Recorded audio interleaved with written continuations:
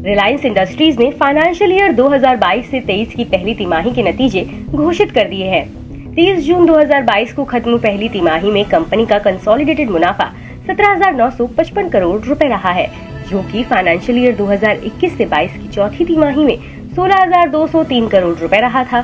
30 जून 2022 को खत्म हुई पहली तिमाही में कंपनी की कंसोलिडेटेड इनकम 2.19 लाख करोड़ रुपए रही है, जो कि फाइनेंशियल ईयर 2021 से 22 की चौथी तिमाही में 2.07 लाख करोड़ रुपए रही थी। सालाना आधार पर देखें तो कंपनी का मुनाफा 46.3% बढ़ा है। इसी तरह कंपनी की आय में सालाना आधार पर 54.5% की बढ़ोतरी देखने को मिली है। रिलायंस इंडस्ट्रीज के नतीजे अनुमान से कमजोर रहे हैं। एनालिस्ट का अनुमान था कि पहली तिमाही में कंपनी का मुनाफा 25,238.8 करोड़ रुपए रह सकता है, जबकि आय के 2.4 लाख करोड़ रुपए पर रहने का अनुमान किया था। तिमाही दर तिमाही आधार पर रिलायंस इंडस्ट्रीज की पहली तिमाही का कंसोलिडेटेड एबिटेडा 31,366 करोड़ रुपए से बढ़कर 37,997 करोड़ रुपए रहा है, जबकि एबिटेडा मार्जिन तिमाही आधार पर 15.1% से बढ़कर 17.3% पर पहुंच गया है। 30 जून 2022 को खत्म पहली तिमाही में कंपनी के O2C बिजनेस की इनकम 1.61 लाख करोड़ रुपए रही है, जो कि फाइनेंशियल ईयर 2021 से 22 की चौथी तिमाही में 1.45 लाख करोड़ रुपए रही थी। इस ड्यूरेशन में O2C बिजनेस की एबिट तिमाही आधार पर 12,386 करोड़ रुपए से बढ़कर 18,016 करोड़ रुपए पर आ गई, जबकि O2C की एबिट मार्जिन पिछली तिमाही के 8.5% से बढ़कर 11.1% पर रही है।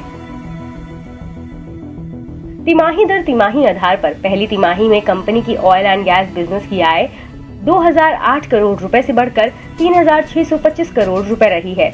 इसी तरह ऑयल एंड गैस बिजनेस की एबिट तिमाही आधार पर 946 करोड़ रुपए से बढ़कर 2,089 करोड़ रुपए पहुंच गई है। वहीं ऑयल एंड गैस बिजनेस की एबिट मार्जिन पिछली तिमाही के 47% से बढ़कर 58% पर आ गई है। पहली तिमाही में जियो का कंसोलिडेटेड मुनाफा 4,335 करोड़ रुपए पर रहा है, जो कि फाइनेंशियल ईयर 2021 से 22 की चौथी तिमाही में 4,173 करोड़ रुपए पर रहा था।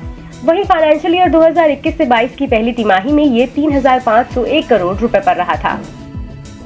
प्रतिशत के हिसाब से देखें तो फाइनेंशियल ईयर 2022 से 23 की पहली तिमाही में कंपनी के मुनाफे में तिमाही आधार पर 3.9% की बढ़त देखने को मिली है। वहीं सालाना आधार पर इसमें 23.8% की बढ़त रही है।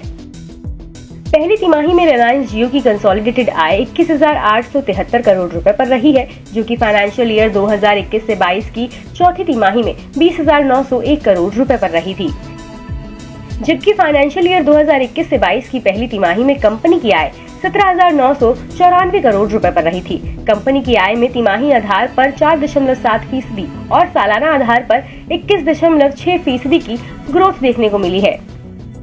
पहली तिमाही में कंपनी की आय में हुई बढ़त में ARPU और सब्सक्राइबर बेस में बढ़ोतरी का योगदान रहा है। 30 जून तक रिलायंस जियो का कुल सब्सक्राइबर बेस 41.99 करोड़ था। पहली तिमाही में रिलायंस जियो का ARPU 175.7 रुपए रहा है। इस अवधि में कंपनी का डेटा ट्रैफिक 27.2% बढ़कर 2590 करोड़ GB रहा है। फाइनेंशियल ईयर 2022 से 23 की पहली तिमाही में रिलायंस जियो का कंसोलिडेटेड एबिटेडा 10,964 करोड़ रुपए रहा है, जो फाइनेंशियल ईयर 2021 से 22 की चौथी तिमाही में 10,510 करोड़ रुपए पर रहा था। फाइनेंशियल ईयर 2022 से 23 की जून तिमाही में रिलायंस जियो का एबिटेडा मार्जिन 50.13% पर रहा है, जो कि फाइनेंशियल ईयर 2021 से 22 की चौथी तिमाही में 50.3% पर रहा था। फाइनेंशियल ईयर 2023 की जून तिमाही में कंपनी के रिटेल कारोबार की आय बढ़कर 58,569 करोड़ रुपए रही, जबकि पिछली तिमाही में कंपनी की आय 58,019 करोड़ रुपए रही थी। सालाना आधार पर कंपनी का कंसोलिडेटेड मुनाफा 114.2% बढ़कर 2,061 करोड़ रुपए रहा। वहीं सालाना आधार पर कंपनी की कंसोलिडेटेड इनकम 51.9% बढ़कर 58,554 करोड़ रुपए रही। इसके सालाना आधार पर कंपनी का कंसोलिडेटेड एबिटेडा 97.8% बढ़कर 3,837 करोड़ रुपए रहा। तिमाही आधार पर रिलायंस रिटेल का एबिटेडा बढ़कर 3,849 करोड़ रुपए रहा, जबकि पिछली तिमाही में कंपनी का एबिटेडा 3,712 करोड़ रुपए रहा था। कंपनी की एबिटेडा मार्जिन पिछली तिमाही के 6.4% से बढ़कर 6.6% रही। रिलायंस के नतीजों पर बोलते हुए कंपनी के चेयरमैन मुकेश अंबानी ने कहा कि जियोपॉलिटिकल संकट से एनर्जी मार्केट प्रभावित हुआ है। इस संकट से ट्रेडिशनल ट्रेड फ्लो कंपनी के O2C बिजनेस ने अब तक शानदार प्रदर्शन किया है। चैलेंजिंग कंडीशंस में भी हम कॉम्पिटिटिव प्राइसिंग बरकरार रखने में कामयाब रहे हैं। कंपनी को वर्तमान चुनौतीपूर्ण माहौल में मजबूत सप्लाई चेन इंफ्रा से मदद मिली है। पहली तिमाही में कंपनी के डिजिटल प्लेटफॉर्म पर भी ग्राहकों की संख्या बढ़ी है। हमारे डिजिटल सर्विस प्लेटफॉर्म पर कस्टमर की संख्या में मजबूती देखने को मिली है। रिलायंस जियो डेटा उपलब्धता बढ़ाने की दिशा में काम कर रहा है। मोबिलिटी और fibre to the home subscriber addition में हमें बढ़ोतरी देखने को मिल रही है। No.